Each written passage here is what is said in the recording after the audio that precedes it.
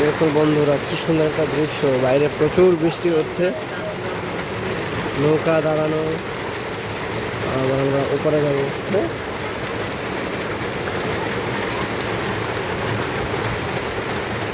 এই নদীটা পার হতে হবে, বৃষ্টির কারণে আমরা পার হতে পারছি না।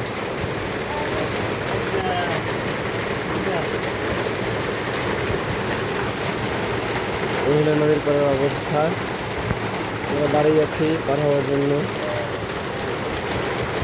বৃষ্টি হালকা কমলে আমরা পার হয়ে যাবো ওখানে।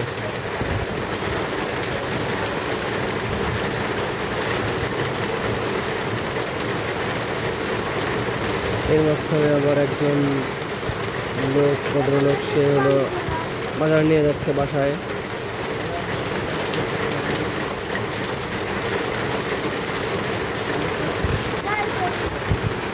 এটা হলো গ্রামের মানুষের জীবনযাপন।